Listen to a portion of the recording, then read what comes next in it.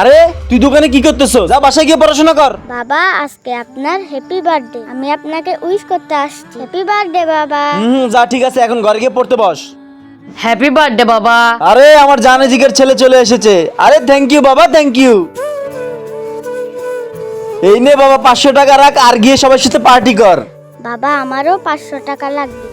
তুই কি করবি 500 টাকা দিয়ে? এই নে 100 টাকা রাখ, আর বাসা যা।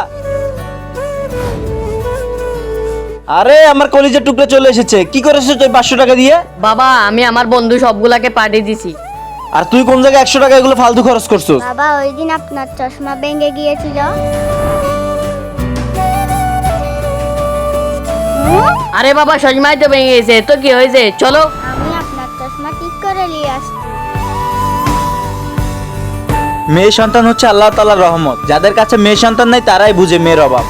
গাইস, ভিডিওটি ভালো লাগলে চ্যানেলটি সাবস্ক্রাইব করুন।